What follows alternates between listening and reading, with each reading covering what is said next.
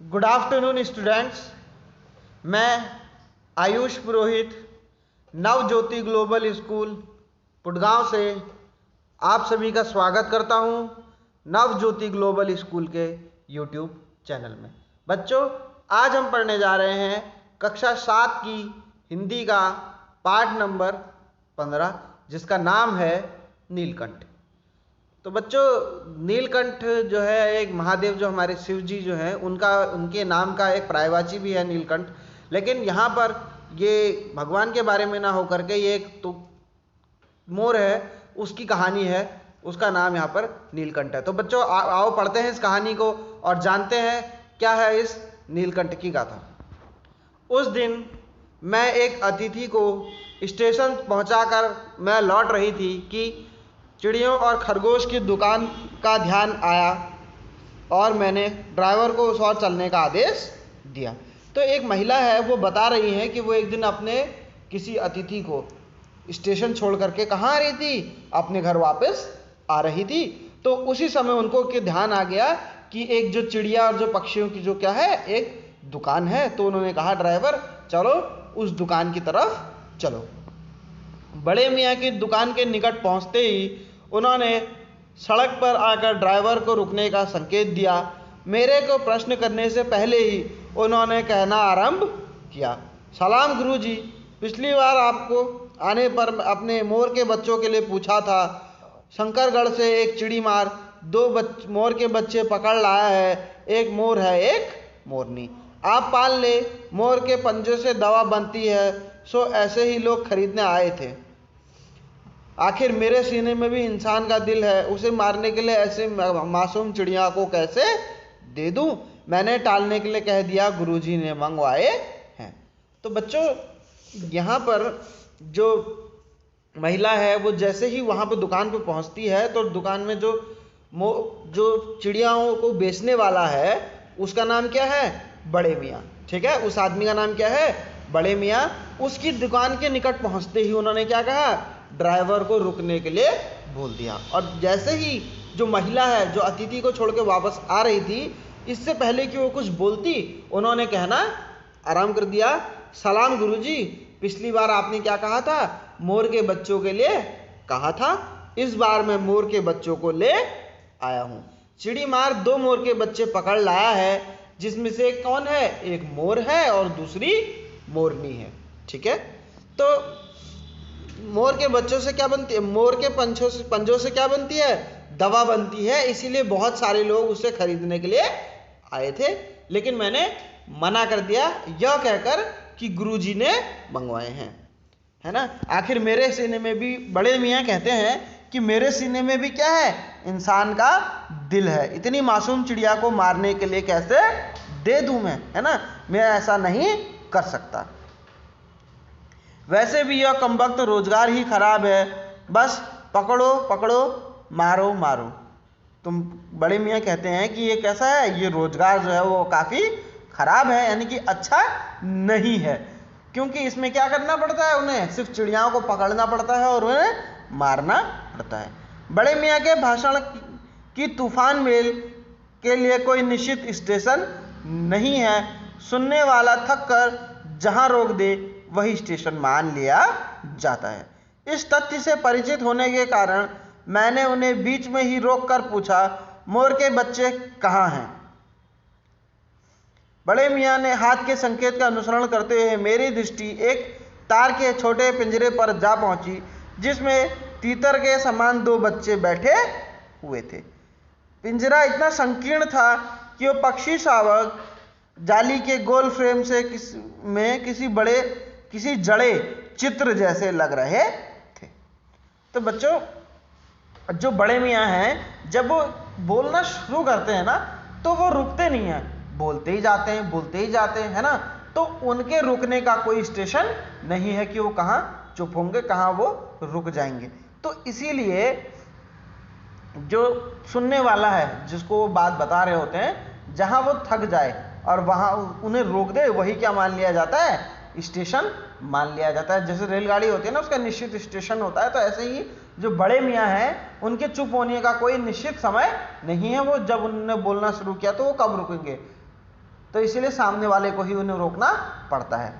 उनकी इस आदत से पता होने के कारण गुरुजी ने क्या करा, उन्हें रोक दिया और पूछा कि मोर के बच्चे कहाँ हैं। इसमें बड़े मियाँ ने उन्हें हाथ से इशारा करते हुए दिखाया कि वो देखिए। तो जब जैसे ही गुरुजी ने देखा, वो पिंजरे के अंदर 2 मोर के बच्चे बैठे हुए थे और वो इतने छोटे थे और पिंजरा तीतर के बच्चे के समान दिख रहे थे। कैसे दिख रहे थे? तीतर के बच्चे के समान दिख रहे थे।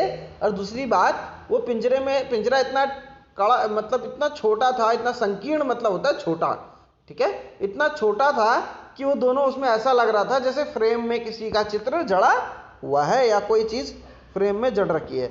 मेरे निरीक्षण के साथ ही बड़े मियाँ की भाषण मेल चली जा रही थी। ईमान कसम गुरुजी, चिड़ीमार ने मुझे इस जोड़े के नगद 30 रुपये लिए हैं। 12 कहा, जरा सोच तो, अभी इनमें से कोई मोर की कोई खासियत भी है तो इतनी बड़ी ही कीमत मांगने चला। पर वह मांझी क्यों सुनने लगा। आपका ख्याल आया करके आस्ता पछता कर देना ही पड़ा। तो यानी कि तो जो बड़े मियाँ हैं वो बताते हैं ईमान कसम। बच्चों, ईमान कसम यानी कि वो अपना जो धर्म है उसकी कसम खा के कह रहा है ना, कि ईमान की कसम यानी कि जो मेरी जो सच्चाई है उसकी कसम, कि जो चिड़ीमार है यानी कि जो चिड़ियाओं को पकड़ता है, उन्होंने मुझे इस मोर के बच्चे के जोड़े के नगद 30 रुपये लिए हैं। नगद कितने रुपए लिए हैं? 30 रुपये लिए हैं। पर मैंने उससे कहा, भाई जरा सोच तो ले, अभी इनमें से तो कोई मोर की खासियत ही नहीं है, ये तो सिर्फ मोर के बच्चे हैं और अभी इनमें और तीतर के बच्चों में कोई फर्क नहीं है। लेकिन वो मानने वाला नहीं था। लेकिन जब मुझे आपका ख्याल आया तो अस्ता पछता कर, बच्चों अस्ता पछता कर के मतलब है कि मन मार के उसे पैसे देने ही पड़ गए। अब आप जो मुनासिब समझे, अस्तु 30 चिड़ीमार के नाम और 5 बड़े मियाँ के ईमान के देकर जब मैंने छोटा पिंजरा कार में रखा तो मानो वह जाली के चौखट का चित्र जीवित हो गया। दोनों पक्षी शावकों के छटपटाने सा लगता है, मानो वह पिंजरा ही सजीव उड़ने योग्य हो गया है। तो बताते हैं, जो गुरुजी है वो बताते हैं कि जैसे ही उन्होंने 30 रुपये चिड़ीमार के और 5 रुपये बड़े मियाँ के यानी कि 35 रुपये उन्हें दिए और पिंजरा अपनी गाड़ी में रखा, तो वो पक्षी कैसे होने लगे? छटपटाने लग गए और ऐसा लग रहा था कि वो पिंजरा स्वयं ही उड़ जाएगा। शायद पक्षी इसलिए भी ऐसा कर रहे थे क्योंकि क्या नाम कहते हैं, वो जो उन्हें ऐसा डर लग रहा था कि कहीं मुझे हमें मारने ले जा रहे हैं, या वो क्या हो रहे थे, बहुत ही घबरा रहे थे, भयभीत हो रहे थे, इसलिए वो इस तरह की हरकतें कर रहे थे। घर पहुंचने पर सब कहने लगे, तीतर है तीतर, मोर कहकर ठग लिया। कदाचित अनेक बार ठगे जाने के कारण ही मैं चिढ़ जाने की दुर्बलता बन गई है। अप्रसन्न होकर मैंने कहा, मोर के क्या सुरखाप के पर लगे हैं, पक्षी ही तो है। चिढ़ा दिया जाने के कारण संभवतः उन दोनों पक्षियों के प्रति मेरे व्यवहार और यत्न में कुछ विशेषता ही आ गई। तो बच्चों, जैसे ही वो घर पहुंची गुरुजी, तो सब उनसे क्या कहने लगे, उनके परिवार वाले, अरे तुम तो तीतर ले आई, तुम्हें तो ठग दिया है, मोर के बच्चे बताकर तीतर के बच्चे थमा दिए हैं और जिससे कि तुम्हें बेवकूफ़ बना दिया गया है। ठीक है, तो अब बार बार उन्हें चिढ़ाते होंगे, तो इसलिए वो क्या हो गई है, जल्दी से, बहुत ज़्यादा जल्दी से चिढ़ जा रही हैं। ठीक है, तो अप्रसन्न होकर उन्होंने कहा कि मोर के बच्चों के क्या सुरखाप के पर लगे हैं, यानी कि सोने के पर लगे हैं। सुरखाप के पर से मतलब बच्चों सोने के पर। ठीक है, मोर के बच्चे के क्या सोने के पर लगे हैं, पक्षी ही तो है। अब जब उन्हें चिढ़ा दिया था तो उन दोनों पक्षियों के प्रति व्यवहार में और यत्न में उनकी कुछ विशेषता आ गई। पहले अपने पढ़ने लिखने के कमरे में उनका पिंजरा रखकर उसका दरवाज़ा खोला, फिर 2 कटोरी में सत्तू की छोटी छोटी गोलियां और पानी रखी। जैसे वो पिंजरे से निकलकर कमरे में मानो खो गए। कभी मेज में चूहेदानी के नीचे घुस गए, कभी अलमारी के पीछे। अंत में मैं लुका छिपी से हार कर उन्होंने मेरी रद्दी कागज की टोकरी को अपने नए बसारे का गौरव प्रदान किया। तो बच्चों, जैसे ही जो कवि हैं, उन्होंने कवित्री हैं, उन्होंने अपने गुरुजी, जिनका यहाँ पर नाम है, उन्होंने क्या करा, जैसे ही अपने कमरे में पहुंचकर, अपने पढ़ने वाले कमरे में पहुंचकर जैसे ही उनका दरवाज़ा, पिंजरे का दरवाज़ा खोला, तो पक्षी क्या हो गए, बहुत ज़्यादा खुश हो गए और वो इधर उधर घूमने लग गए। ठीक है, तो क्या इससे क्या हुआ बच्चों, अब वो धीरे धीरे उन्हें कवित्री का सारा सामान बिखेरने शुरू कर दिया और वो कभी इधर कभी उधर घूमने लगे और अंत में जो रद्दी कागज का जो टोकरी थी उसमें जाकर के वो छुप गए। ठीक है, 2-4 दिन इसी प्रकार वह गुप्तवास करते रहे। रात में कभी मेरी मेज पर, कभी कुर्सी पर, कभी अचानक मेरे सिर पर अभिभूत होने लगे। खिड़कियों में तो जाली लगी थी पर दरवाज़ा मुझे निरंतर बंद रखना पड़ता था। खुला रहने पर चित्रा, मेरी बिल्ली, इन नवागंतुकों का पता लगा सकती थी। तो बच्चों जो छोटे छोटे पक्षी थे जो, ठीक है, तो वो क्या करते थे, उस जो रात तक, शाम तक तो टोकरी में बैठे रहते थे। जैसे ही कवित्री सो जाती थी, कभी उनकी मेज पर, कभी कुर्सी पर और कभी कभी उनके सिर पर आकर के बैठ जाते थे। जाली में, खिड़कियों में तो जाली लगी थी, यानी कि उनकी खिड़कियां तो बंद थी, लेकिन अब उन्हें दरवाज़ा भी बंद रखना पड़ता था क्योंकि चित्रा, जो उनकी बिल्ली थी कवित्री की, उसे नए आगंतुकों, मतलब होता है अतिथियों का पता चल सकता था और वो इन्हें मार भी सकती थी। यह अनुमान करना कठिन नहीं था उसके शोध का क्या परिणाम होता। यह अनुमान करना कठिन नहीं था। वैसे चूहों पर भी आक्रमण नहीं करती, परंतु यहाँ सर्वथा 2 अपरिचित पक्षियों का अनाधिकार चेष्टा का प्रश्न था। उसके लिए दरवाज़ा बंद रहे और ये दोनों उसकी दृष्टि में ऐरे गहरे मेज का सिंहासन बना रहे। यह स्थिति चित्रा जैसी अभिमानी मजाली के लिए असहाय कही ही जाएगी। तो बच्चों, कवित्री के कहने का मतलब है, कवित्री कहना चाहती है वैसे तो जो बिल्ली है वो चूहों पे भी आक्रमण नहीं करती है, चूहों पे भी आक्रमण नहीं करती है, लेकिन उसकी वो जब बिल्ली यहाँ पर नहीं है, कोई दूसरा जो नव आगंतुक है वो कवित्री की मेज को अपना सिंहासन बना ले और उसमें राजा की तरह बैठ जाए, तो ऐसा बिल्ली को बिल्कुल भी बर्दाश्त नहीं होता और वो क्या हो जाती, उन पर शायद हमला कर सकती थी। जब मेरे कमरे का कायाकल्प चिड़िया खाने के रूप में होने लगा, तब मैंने बड़ी कठिनाई से दोनों को पकड़कर जाली के बड़े घर में पहुंचाया जो मेरे जीव जंतुओं के सामान्य निवास है। तो कवित्री बताती हैं जब उनके कमरे का हाल चिड़ियाघर जैसा होने लगा तो उन्होंने उनको बड़े से जो उन्होंने जाली घर बनाया है जहाँ पक्षी रहते हैं उन्हें वहाँ पहुँचा दिया। इन आगंतुकों ने पहले से रहने वालों में वैसे ही कौतूहल जगाया जैसे नववधू के आगमन पर परिवार में स्वाभाविक है। लुक्का कबूतर नाचना छोड़कर दौड़ पड़े, चारों ओर घूम घूम कर गुटरगू की रागनी अलापने लगे। बड़े खरगोश सभ्य सभासदों के समान क्रम से बैठकर गंभीर स्वभाव से उनका निरीक्षण करने लगे। उनकी छोटी गेंद जैसे खरगोश उनके चारों ओर उछल कूद मचाने लगे। तोते मानो भांति भांति देखने के लिए एक आंख बंद करके उनका परीक्षण करने लगे। उस दिन मेरे चिड़ियाघर में मानो भूचाल आ गया था। तो बच्चे, जैसे ही नई वधू, यानी कि नववधू मतलब होता है नई बहू के आने पर जैसे घर में सब खुश हो जाते हैं, तो जो कवित्री थी उनके चिड़ियाघर में और भी बहुत से जानवर थे। उन्होंने अपने घर में एक चिड़ियाघर जैसा बनाया हुआ था, उसमें और भी बहुत से जानवर थे। तो जैसे ही वो 2 नए आगंतुक वहाँ जाते हैं तो बाकी लोग क्या हो जाते हैं, खुश हो जाते हैं और तरह तरह की हरकतें करने लगते हैं। जिसमें लुक्खा कबूतर जो था, कबूतर का नाम क्या है यहाँ पर, लुक्खा, तो वो क्या कर रहा था, उनके चारों घूम घूम के गुटरगू कर रहा था। बड़े खरगोश जो किसी सभासद के समान बैठे हुए थे और उनका क्रम से बैठ कर उनका निरीक्षण कर रहे थे और छोटे खरगोश उनके आसपास कूद रहे थे। ठीक है, और तोते तो उनका एक आंख बंद करके, यानी कि जैसे कोई दूर से कोई ध्यान लगा करके कोई चीज देखता है, इसी तरह खरगोश भी, जो बड़े तोते हैं, वो ऐसा कर रहे थे। ठीक है, इस दिन कवित्री के घर में क्या हो गया था, भूचाल आ गया था। धीरे धीरे मोर के दोनों बच्चे बढ़ने लगे। उनका कायाकल्प क्रमशः वैसा ही था, रंगमय था जैसा इल्ली से तितली का बनना।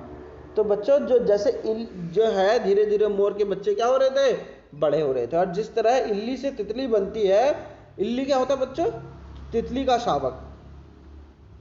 तो ठीक है, तो वो जो है उसी तरह क्या होता है, वो उनका भी क्या हो रहा था, कायाकल्प हो रहा था। मोर के सिर में कलगी और संघन ऊंची और चमकीली हो गई, चोंच अधिक बंकिमा पैनी हो गई, गोल आंख में इंद्री की नीलाभुति छलकने लगी और लंबी नीली हरी ग्रीवा की हरी बंगना में धूप छोही तरंगे उठने गिरने लगी। तो बच्चों जैसे जैसे क्या हुआ, जो मोर था वो क्या होने लगा, बड़ा बड़ा होने लगा, उसके क्या हो गए, सुंदर रूप और रंग सुंदर होने लगा। ठीक है, तो चिड़िया कवित्री बता रही है कि उसमें क्या क्या परिवर्तन आए। सिर में कलगी आ गई और सघन और ऊंची चमकीली हो गई, चोंच अजीब तीखी हो गई और पैनी हो गई, है ना। गर्दन क्या हो गई, काफ़ी इंद्रधनुष की तरह हो गई। और तो इस तरीके से उसमें बड़े बड़े क्या हो गए, बड़े बड़े बदलाव आए। और पंखों पे चंद्रिकाएं बन गई जैसे चंद्रमा के जैसे ना, और इंद्रधनुषी रंग उद्दीप्त हो गया, यानी कि इंद्रधनुष वाला रंग आ गया। उसकी गर्दन उचक कर देखना, विशेष भंगिमा के समान उसके नीची करके दाना चुगना, पानी पीना, टेढ़ी करके शब्द सुनना आदि क्रियाओं में जो सुकुमारता और सौंदर्य था उसका अनुभव देखकर ही किया जा सकता है, गति चित्र का आंका नहीं जा सकता। तो बच्चों मोर की क्रियाओं को, गति को, मतलब मोर के क्रिया कार्य जिस तरीके से वो कार्य करता था, जो करता था, जो भी वो कोई गतिविधि करता था, तो जो कवित्री है वो बता रही है उसको बहुत ही, कवित्री बहुत अच्छे शब्दों में बयान कर रही है और बताती है कि उसको बताने के लिए नहीं, शब्दों में नहीं बताया जा सकता, उसको केवल आप देख करके ही उसका अनुभव ले सकते हैं। मोरनी का विकास मोर के समान चमत्कारिक तो नहीं हुआ, परंतु अपनी धूप छाही गर्दन, हवा में चंचल कलेगी, पंखों की श्याम श्वेत पत्रलेखा आदि से भी वो मोर के उपयुक्त सहचारणी होने का प्रमाण देने लगे। तो यानी कि जैसे ही मोर का विकास हुआ ऐसी तरह, लेकिन इतना अच्छा तो नहीं, इतनी तेज तो नहीं, लेकिन मोरनी का विकास भी धीरे धीरे मोर की तरह ही हुआ। ठीक है, नीलग्रीवा के कारण मोर का नाम रखा गया नीलकंठ, और उसकी छाया के समान रहने के कारण मोरनी का उपकरण हुआ राधा। तो बच्चों नीलग्रीवा, नीली गर्दन के कारण मोर का नाम क्या रखा गया, नीलकंठ रखा गया, और उसकी छाया के समान रहने के कारण उसका नाम राधा रख दिया गया। मुझे स्वयं ही ज्ञात नहीं हुआ कब नीलकंठ ने अपने आप को चिड़ियाघर के निवासी जंतुओं का सेनापति और संरक्षक नियुक्त कर लिया। वह सवेरे ही सब खरगोश और कबूतर की सेना को एकत्र कर एक और उस ओर ले जाता जहां दाना दिया जाता, और घूमकर मानो सबकी रखवाली करता। किसी ने कुछ गड़बड़ की तो अपने तीखे चंचल प्रहार देने उससे दौड़ता।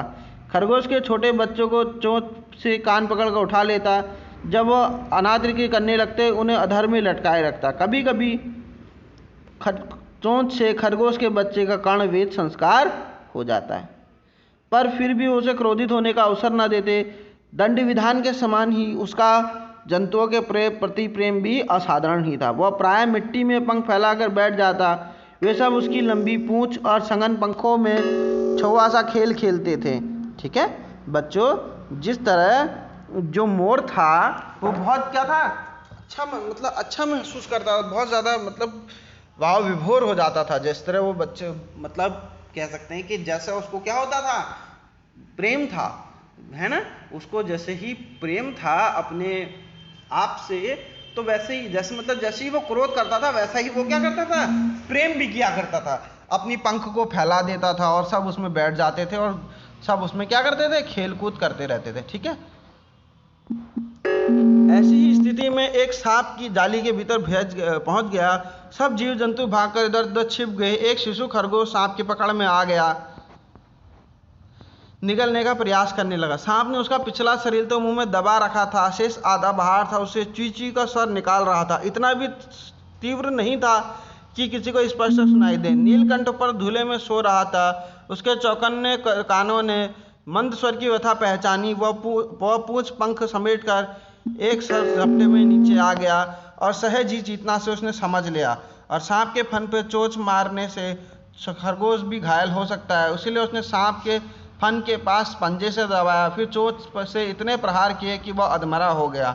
पकड़ ढीले बढ़ते ही खरगोश का बच्चा मुख से निकल आया, परंतु निश्चेत पड़ा रहा। राधा ने सहायता देने की आवश्यकता नहीं समझी, परंतु वो अपने मंद काका से किसी असामान्य घटना की सूचना स्वभाव प्रेरित कर दी। तो बच्चों क्या हुआ, जैसे ही एक दिन वहां अंदर सांप आया तो उन्हें क्या करा, खरगोश के बच्चों को निगल लिया, है ना। जैसे ही खरगोश के बच्चों को उसने आधा निगला तो खरगोश जो है चींची करने लगा, क्योंकि उसको पीछे से निकला था, आगे से नहीं निकला था, है ना। और जो है खरगोश जो है चींची करने लगा, लेकिन जो मोर है वो ऊपर सो रहा था दूर, बाकी सब तो भाग गए, मोर जो है वो ऊपर सो रहा था। और उसने धीमी सी, जितनी धीरी आवाज़ जो थी उसके चौकन्ने कानों ने वो सुन ली, और उसने उसको बचाने के लिए वो नीचे आ गया, ठीक है। और सांप को मारने लगा, और सांप को उसने ऐसे मारा जैसे कि जिससे कि खरगोश को भी कोई नुकसान ना हो। राधा ने सहायता तो नहीं दी, लेकिन क्या करा, ये जो सूचना थी सब और फैला दी थी कि कैसे कैसे क्या करना है। मयूर कालाप्रिय वीर पक्षी है, हिंसक मात्र नहीं है, इसे उसे बाज, चील आदि की श्रेणी में नहीं रखा जा सकता, जिनका जीवन ही क्रूर कर्म है, ठीक है। तो मयूर जो कैसा है, बहुत वीर पक्षी है, यानी कि बहुत ही साहसी पक्षी है और हिंसक नहीं है, इसलिए उसे चील बाज की श्रेणी में नहीं रखा जा सकता, जिनका क्या है, जीवन ही क्रूर कर्म है, यानी कि उनको क्या करना है, मतलब हिंसा करना ही जिनका धर्म है। नीलकंठ में जातिगत विशेषताएं तो थी ही, उनका मानवीकरण भी हो गया था। मेघों की सांवली छाया में अपने इंद्रधनुष के गुच्छे जैसे पंखों को मंडलाकार बनाकर वो जब वो नाचता था, तब उसके नृत्य में एक सहज लय ताल बना रहता था। आगे पीछे दाएं बाएं क्रम में घूमकर वह अलक्ष्य समय पर ठहर जाता था। तो बताते हैं कि जो जैसे जो मोर है, जो उसकी विशेषताएं होती है ना, जैसे मोर की जातों में विशेषताएं होती हैं, तो यहाँ पर उसका मानवीकरण किया गया है। तो वो इंद्रधनुष के गुच्छे पंख की तरह अपने पंख फैला लेता था, और जब बारिश आती थी तो बहुत ही अच्छा नृत्य करके नृत्य करता था, ठीक है। राधा नीलकंठ के समान तो नहीं नाच सकती थी, परंतु उसकी गति में एक छंद रहता था। वह नित्यमग्न नीलकंठ की दाहिनी और पंख को छूती हुई बाहीं और निकल आती थी, बाहें पंख का स्पर्श कर दाहिनी और निकाला, यानी कि जो राधा है वो नीलकंठ के दाएं बाएं इस तरीके से घूम घूम करके नृत्य करती थी, और उसके पंखों को छू छू करके निकल जाती थी। समझ लिया, उसने पता नहीं कैसे समझ लिया, उसका नृत्य मुझे बहुत भाता है, यह तो बताया नहीं जा सकता। परंतु एक दिन मेरे जाली घर के पास पहुंचते ही वो अपने झूले से नीचे उतर आया और अपने पंखों का सतरंगी मंडलाकार बनाकर मुझे नाचने लगा, ठीक है। तब से नित्य भंगिमा बन गई। प्राय मेरे साथ कोई ना कोई विदेशी अतिथि भी पहुंच जाता, नीलकंठ की मुद्रा को अपने प्रति सम्मानपूर्वक समझ के विषयभूत हो उठता था। कई विदेशी महिलाओं ने उसे परफेक्ट जेंटलमैन की उपाधि दे डाली, जिसकी नुकीली चोंच से वह भयंकर विषघर को खंडर कर सकता था।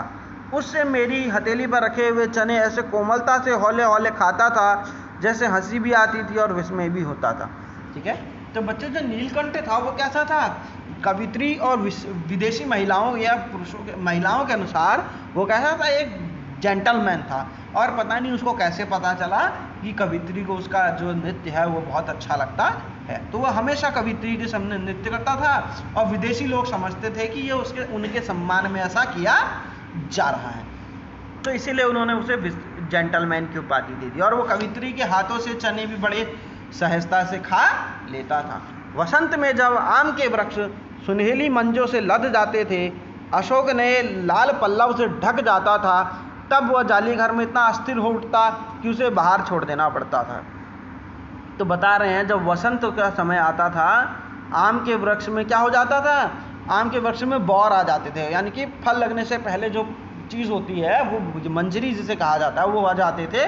तो उस समय उसे छोड़ देना ही अच्छा लगता था, क्योंकि वो बहुत अधीर हो उठता था, यानी कि बहुत व्याकुल हो जाता था।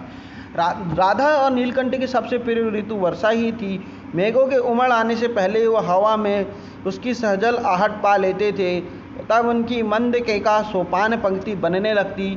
मेघ के गर्जन के ताल के पर ही वह तन्मय नृत्य का आरंभ होता। फिर मेघ जितना अधिक गरजता, जितनी बिजली चमकती, जितनी बूंदों की रिमझिम होती, जितनी तीव्रता होती जाती, नीलकंठ का मेघ का व्यक्त भी उतना ही बढ़ता जाता, उसकी काका का स्वर उतना ही मंद मंतर होता जाता। वर्षा के थम जाने पर वह दाएं पंख और बाएं पंख को फैलाकर सुखाता, फिर वो दोनों एक दूसरे के पंखों से टपकने वाले पानी को चोंच से पीकर गीलापन दूर करते रहते। तो बच्चों, जो नीलकंठ और जो राधा थे वो अच्छे मित्र थे, ऐसा कहा जा सकता है। तब देखिए, और जैसे कि हम जानते हैं कि मोरों की जो प्रिय ऋतु होती है वो कौन सी होती है, वो वसंत होती है। और उन्हें वसंत की ऋतु में कैसा लगता है, बहुत ज़्यादा आनंद आता है। और इसी तरह वो जैसे कि मोर जो करते हैं, वर्षा में नाचते हैं, और जैसे जैसे बारिश बढ़ती जाती है वैसे वैसे उनका नृत्य भी बढ़ता जाता है। और जब बारिश खत्म हो जाती है तो वो अपने पंखों को सुखाते हैं। ठीक है। एक दिन मुझे किसी कार्य से नसखाने से निकलना पड़ा और बड़े मियाँ ने पहले ही वहाँ कार रोक लिया। किसी पिंजरे की ओर नहीं देखूंगी, यह संकल्प करके मैं बड़े मियाँ की ओर विरल बड़ी तो सफ़ेद कान के डोरे में से बधी ऐनक को अपने ध्यान का केंद्र बनाया, पर बड़े मियाँ के पास जो मोरनी पड़ी थी उसे अनदेखा करना कठिन था।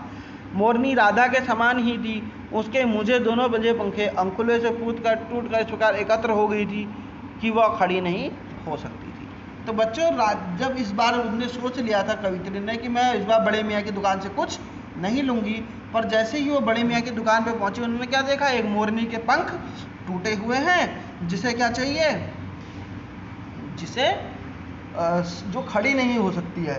तो जो कवित्री है, कवित्री का जो दिल है वो पिघल गया। तब बड़े मियाँ ने फिर भाषण देना शुरू करा। देखिए गुरुजी, कमबख्त से चिड़ी मार ने बेचारी का क्या हाल किया है, ऐसे कभी पकड़ी जाती है। आप आई ना होती तो मैं इसके सिर के पटक देता, पर आप भी यह अधमरी मोरनी ले जाने को कैसे दूं। सारांश में कहकर 7 रुपये कहकर मैं उसे अगली सीट पर रखवा लाई। फिर मेरे पढ़ने लिखने का कमरा अस्पताल बना। पंजों की मरहम पट्टी देखभाल करने में महीने भर में अच्छी हो गई। उंगलियां वैसी टेढ़ी मेढ़ी रही, परंतु जैसे ठूठ पर जैसे पंजों पर डगमगाती हुई वह चलने लगी। और जैसे ही क्या हुआ, वो पंजे उसके क्या हुए, बहुत ज़्यादा टेढ़े मेढ़े रहे। और जैसे वो कोई टूटे मोटे जो जब धान गेहूँ कट जाते हैं तो उसके जैसे वो बसते हैं ना बीच में ठूंठे जैसे, उस ठूंठे पे आदमी चलता है वैसे ही वो चल रही थी। और उसका नाम क्या रखा, कुब्जा। और नाम के ही अनुरूप उसका स्वभाव भी से भी वो कुब्जा ही प्रमाणित हुई। अब तक नीलकंठ और राधा साथ साथ रहते थे। अब कुब्जा उन्हें देखते ही मारने दौड़ लगती। चोंच से मार मार कर उसने राधा की कलगी नोच डाली, पंख नोच डाले। कठिनाई तो यह थी, नीलकंठ से उससे दूर भागता था, वह उसके साथ रहना चाहती थी। वह न किसी जीव जंतु से उसकी मित्रता थी और न ही वह किसी को नीलकंठ के समीप आने देना चाहती थी। उसी बीच राधा ने 2 अंडे दिए जिनको पंख में छुपाई बैठी थी। कुब्जा ने चोंच मार मार कर राधा को ढकेल दिया और अंडे फोड़कर ठूंठ जैसे पैरों से सब और छितरा दिए।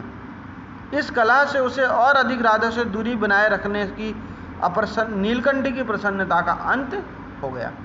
तो बच्चों, अब जो कुब्जा जो थी वो नीलकंठ और राधा को देख करके उसे अच्छा नहीं लगता था और वो ना ही किसी पक्षी और उसको नीलकंठ के समीप आने देना चाहती थी। ठीक है। तो वो क्या करती थी, जैसे ही कोई नीलकंठ के समीप आता था वो उसे मारने दौड़ती थी। ठीक है। और जैसे राधा ने जो 2 अंडे दिए थे वो भी उस कुब्जा ने राधा को चोंच मार कर भगाया और फिर उस अंडों को फोड़ दिया। अब जो नीलकंठ था उसकी प्रसन्नता का अंत हो गया। एक बार वो अपनी जाली घर से निकल भागा। कई दिन तक भूखा प्यासा आम की शाखाओं में छुपा रहा। जहाँ से मैंने पुचकारा तो एक बार खिड़की की शेड पर छुपा रहा। मेरे दाना दिए जाने पर वहाँ सदा की भांति मंडलाकार बनाकर खड़ा हो जाता। उसकी चाल में थकावट और आंखों में एक शून्यता रहती। अपनी अनुभवहीनता के कारण मैं आशा करती थी थोड़े दिन में सब मेल हो जाएगा। 3-4 मास के अपरांत एक सवेरे मैंने देखा नीलकंठ कुछ पंख फैलाए धरती पर इस प्रकार बैठा हुआ है।